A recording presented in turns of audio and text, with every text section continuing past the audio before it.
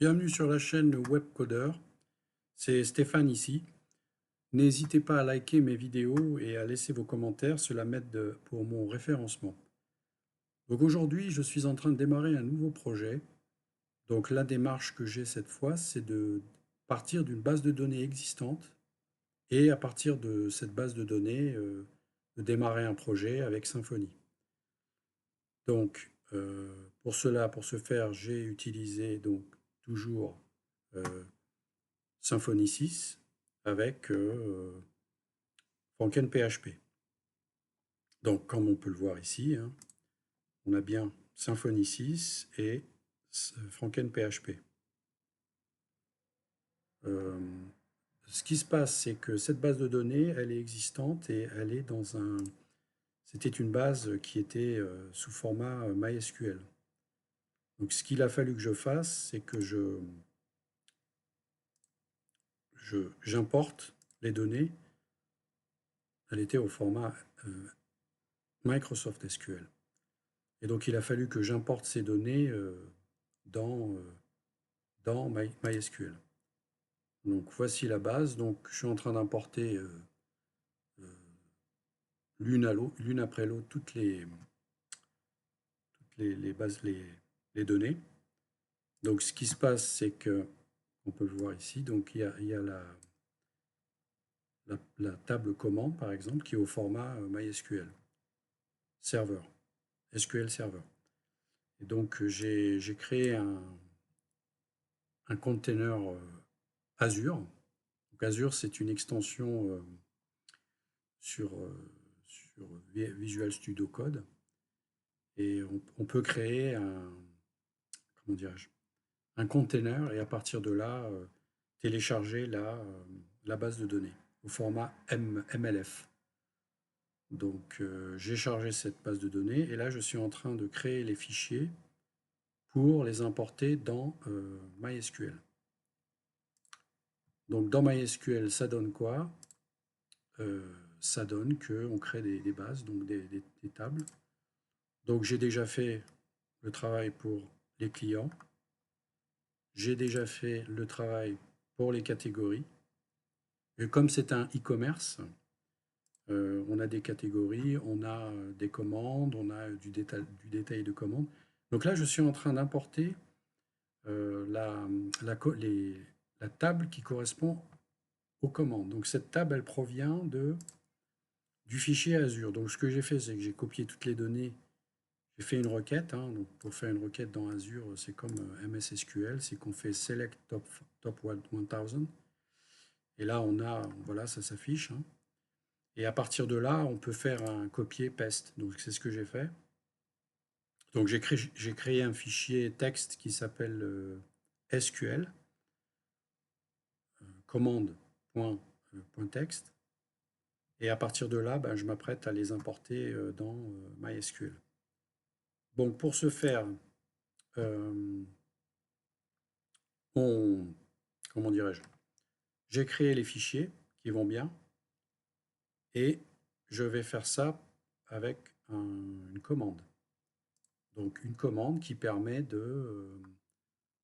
comment dirais-je, de faire un load de data dans mon nouveau container que j'ai créé.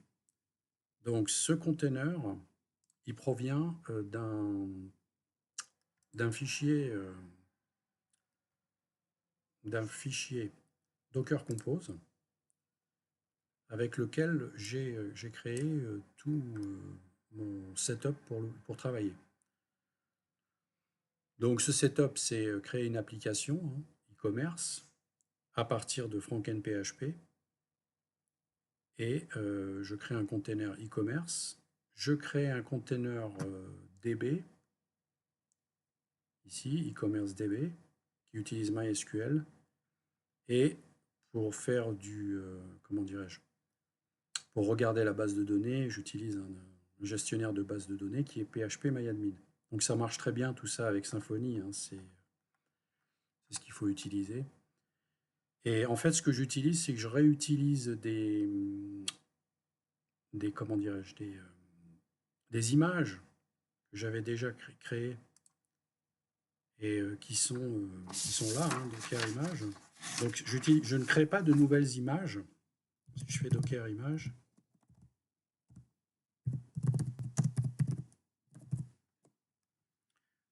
voilà, donc c'est des images qui existaient depuis assez longtemps, hein.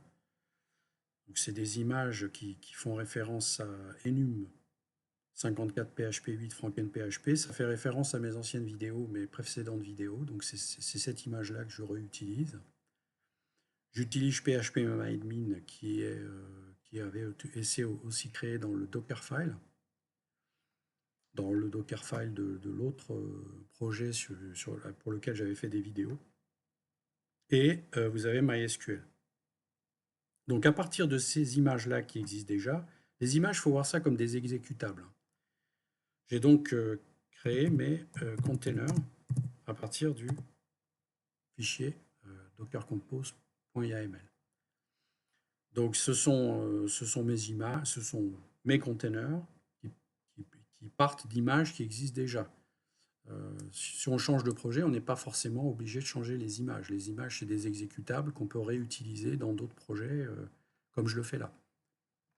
Donc ça, c'est pour donner le contexte. Donc maintenant, si je reviens sur la base de données, donc là, je m'apprête à lancer la commande pour justement, qui me permettra de, comment dirais-je, de faire l'import. Donc,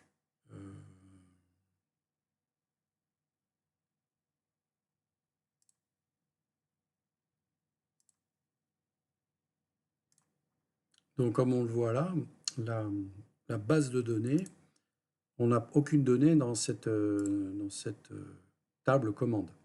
Hein, j'ai beau faire refresh, il n'y a pas de données. Donc, j'ai préparé un fichier, j'ai préparé plutôt une commande que je vais exécuter dans mon container et qui va me permettre de récupérer toutes les données que j'ai sauvegardées dans un fichier texte et qui va permettre de les comment dirais-je, j'enregistrer dans la base. Donc, je vais vous montrer à quoi ça ressemble un peu ce fichier de commande. Donc, pour expliquer un petit peu la commande que j'ai lancée avec Docker, donc d'abord j'ai sauvegardé le fichier texte commande.txt dans le container e-commerce DB. Donc ici je lance Docker copy, donc j'utilise Docker copy. Donc je fais un mount du drive D, donc ça c'est des commandes Linux, hein. Dans le répertoire e-commerce, je vais chercher le fichier commande.txt que je copie dans le container e-commerce DB, dans ce répertoire, et je lui donne le même nom, commande.txt. Ensuite, je vais importer avec la commande SQL, load data in file. Donc, je dis à Docker exécuter dans le container e-commerce DB, le client, avec le client, dans le client MySQL qui se trouve dans le container e-commerce DB, ouf. J'utilise l'encodage UTF-8 MB4 pour les caractères spéciaux. J'utilise l'utilisateur root et j'utilise le password root. Alors ça, il ne faut pas l'oublier parce que sinon, ça va vous créer des problèmes. E-commerce, c'est le nom de la base de données. Ça, c'est le nom container et ça, c'est le nom de la base de données dans MySQL. Là, c'est pour spécifier le -e, c'est pour spécifier que j'utilise une commande shell dans SQL. Et là, c'est le début de la commande SQL. Là, on rentre dans SQL. Load data in file, donc je vais chercher le fichier que j'ai précédemment enregistré et qui s'appelle command.txt. Into table command, donc la table va s'appeler commande. Je spécifie le nom de la table dans la base de données e-commerce. La table va s'appeler commande. Fields terminated by. T, c'est la tabulation. Donc là, il va chercher dans ce fichier-là, il va récupérer chacun des champs et chacun des champs sont séparés par des tabulations, ici. Donc je vais vous montrer comment c'est fait. Là, on voit ici un exemple, hein, ce que j'ai récupéré dans le fichier. Donc là, c'est une tabulation. tabulation, tabulation, et on va jusqu'à la fin. Ça, c'est une tabulation, et on va jusqu'à la fin. Et là, on a un retour chariot, c'est la ligne suivante. Donc, il va faire ça ligne à ligne. Et là, on voit qu'il y a un souci, puisque il n'y a pas de données ici. Donc là, il n'y a ni nul, ni rien du tout. Il y a pas de... ça va causer des problèmes quand on va faire la sauvegarde. Ou quand on va lancer la commande. Donc là, ça se finit. Chaque ligne se termine par un retour chariot, comme on l'a vu là. Et la commande va faire ça ligne à ligne. Donc je mets ça dans des variables pour pouvoir ensuite, si besoin, les retravailler ensuite. Donc j'utilise des variables, numéro de commerce, etc., que c'est exactement le même nom que les champs dans la table. Donc les champs dans la table, c'est ceux-là. C'est exactement cela. Et donc je remplis les champs en mettant la variable comme on le ferait dans une requête SQL. Donc là, c'est la requête SQL que l'on fait. Là, ici, on utilise une fonction SQL parce qu'on récupère une chaîne de caractères qu'on va convertir en date dans ce format-là. Et donc les dates sont contenues là-dedans, dans les trois là. Donc voilà, c'était pour expliquer un peu ce qu'il y avait dans le fichier de commande. Chaque commande va être lancée de la même façon pour tout le reste.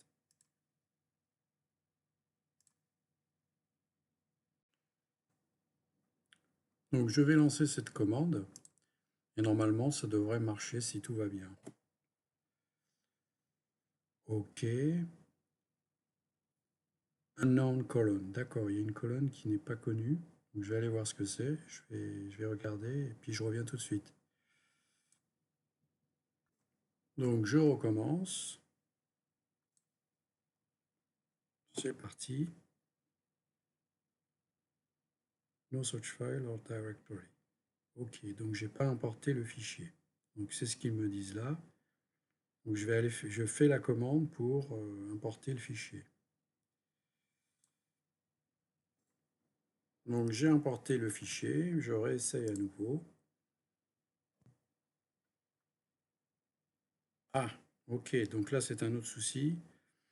Comme j'ai des foreign keys, donc notamment la foreign key employée, donc il faut d'abord que je charge, que j'importe la table employée, parce qu'il y a des foreign keys.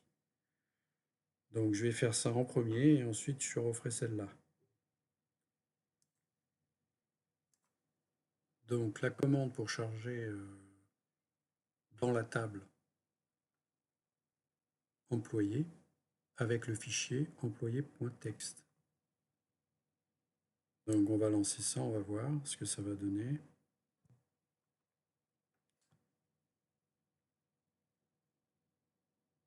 Incorrect date time.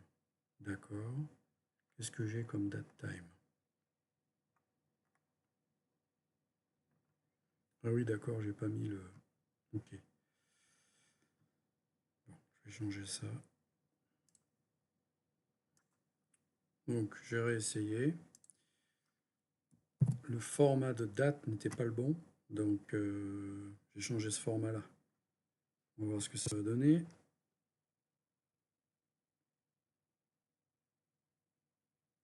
Ok.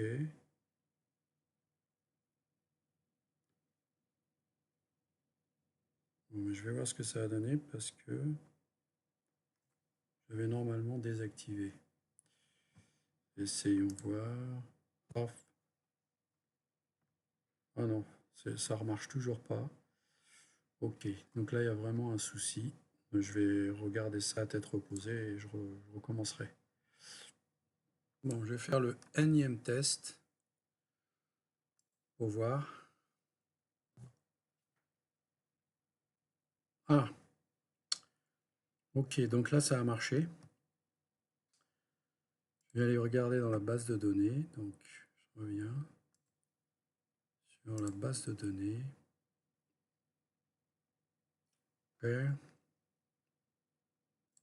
Là.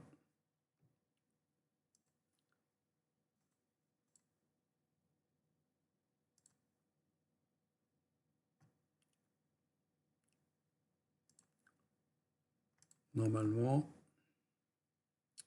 si je fais un refresh, donc là, il n'y a rien pour l'instant. Je fais un refresh, il va y avoir toute la base qui va s'afficher. Ah, voilà. Donc, employé, c'est fait. Le truc qui n'allait pas, c'est que rencontre A, je faisais un truc qui n'allait pas. Et en fait, j'ai forcé tout à 1. Et maintenant, il faut que je refasse une deuxième passe pour remettre les bonnes valeurs. Donc, c'est ce que je vais faire de ce pas.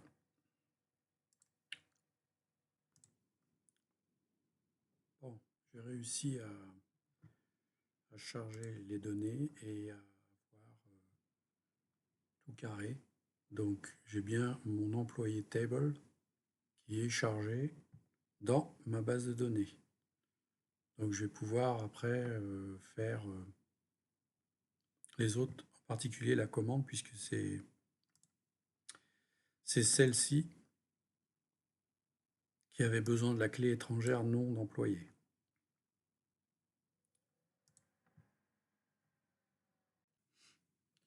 Voilà, donc avant d'importer les commandes, je voulais vous montrer un peu comment est faite cette base de données. Donc on voit bien que, par exemple, commande, celle que je vais importer maintenant, elle est porteuse des clés étrangères de 3 différentes tables en fait, hein. Donc le code client, l'employé et le messager. Donc j'ai déjà ces 3 tables qui sont que j'ai importées, hein. Hier on a fait ensemble l'employé. J'avais fait aussi client et là je m'apprête à faire la commande.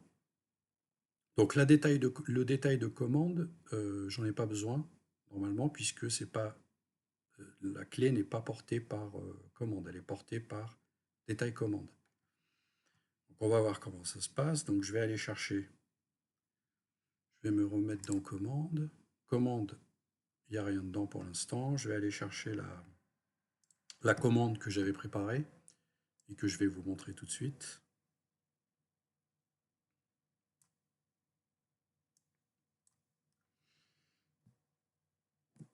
Voilà, qu'on avait essayé d'ailleurs ensemble hier. Donc je prends la commande, je la mets là, ici. Donc je vais dans là.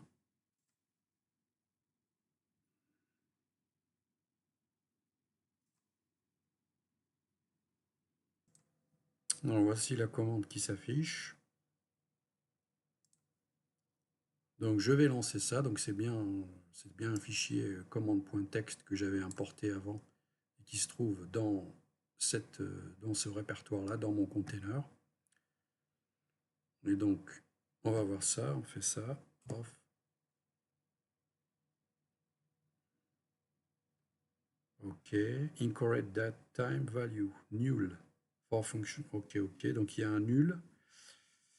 Dans le fichier que j'ai importé là, il y a une valeur nulle que le SQL ne peut pas importer. Je vais aller regarder ça et puis je vais corriger et faire le nécessaire pour que ça marche. Donc j'ai refait la commande et je me suis arrangé pour tester si les nuls sont écrits correctement et faire en sorte que ce soit un vrai objet nul. On va essayer comme ça. Localhost. Ah ok, c'est nouveau ça. Using password, yes. Ok, pourquoi il me dit ça? Donc là, j'ai changé le password. On va essayer encore. Tac. Ah, ça a l'air d'avoir marché. Donc je vais retourner là. Je vais faire un refresh. Et normalement, ça devrait aller. Donc,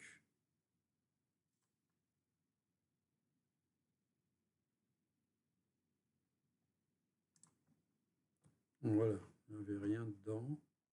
On va voir ce qu'il y a dedans maintenant. Ça devrait avoir... Ah non, on va faire un refresh. Voilà. Donc j'ai enfin réussi à importer les commandes. On a bien toutes les clés étrangères qui se sont numéro de commande, code client, numéro d'employé, numéro de messager, donc tout va bien. Apparemment, tout va bien. Donc, combien de lignes? Oui, d'accord. Ok, donc ça marche donc pour les commandes. Je vais continuer la suite. Donc, ce que je voulais dire en plus au sujet de cette base de données, donc j'ai fini d'importer toutes les données. Je vous montrerai après. Ce que je voulais dire au sujet de cette base de données, c'est que il y a des répétitions. Par exemple, si on regarde la table client, on a adresse, ville, région, code postal, pays, etc., téléphone, fax. On a aussi ici la même chose dans employé, adresse, ville, région, code postal, pays, etc., téléphone, etc. On l'a aussi là, adresse de livraison, ville, région, code postal, pays. Et on l'a aussi là, adresse, ville, région, code postal, pays, téléphone, fax, page d'accueil. Bon, la page d'accueil, elle peut rester là, mais ce que je vais faire dans ce projet, au cours de ce projet, je vais créer une table adresse où il y aura tous ces champs-là, ces attributs qui sont là. Je vais les mettre dans une table adresse et je vais faire des liaisons entre les tables, des associations. Donc par exemple ici, employé, on voit bien qu'un employé, il peut avoir qu'une adresse à son domicile. D'accord? Mais par contre, deux employés ou plusieurs employés peuvent avoir la même adresse s'ils habitent dans le même immeuble, par exemple. Donc ici, ce sera une one-to-many. Client. Le client, lui, il peut avoir plusieurs adresses de livraison, par exemple, plusieurs adresses, mais une adresse peut aussi avoir plusieurs clients. Il peut y avoir plusieurs clients qui habitent à la même adresse. Donc ici, ce serait plutôt une many-to-many entre client et adresse. Pour la commande. Pour la commande, la livraison, si on fait une commande, il n'y a qu'une seule adresse de livraison. On ne va pas faire une commande avec plusieurs adresses de livraison. Donc là, ce serait une one-to-one. Donc commande vers adresse, ce serait une one-to-one. Et enfin là, le fournisseur. Le fournisseur, lui, ça peut être un fournisseur qui a plusieurs adresses. Ok. Mais est-ce que plusieurs fournisseurs peuvent habiter à la même adresse? C'est celle-là la plus délicate. Normalement, ça devrait être une one-to-many, parce que plusieurs fournisseurs ne sont pas à la même adresse. Mais pour des raisons de commodité et de flexibilité, là, je vais faire une many-to-many, fournisseur-adresse.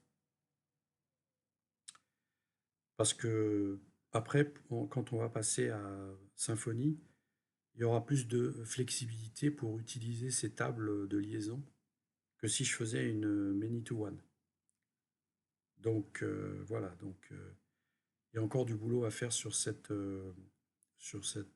database, sur cette base de données. Donc je ne vais pas tout de suite l'importer, faire du reverse engineering et l'importer dans Symfony. Je vais d'abord finir de travailler dessus ici en SQL. Je vais créer ma table adresse. Je vais créer mes liaisons, mes foreign keys, donc employé, client, commande et fournisseur. Et lorsque j'aurai tout mis à plat avec ma base de données, là je ferai l'import et puis le reverse engineering vers Symfony.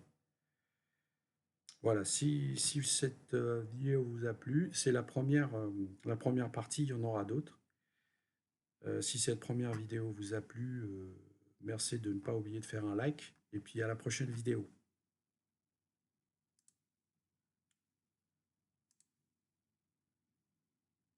Et oui, et puis avant de partir, je voulais aussi vous montrer que les données ont bien été importées, donc catégorie, donc vous voyez, il y a 8 catégories pour l'instant. Client,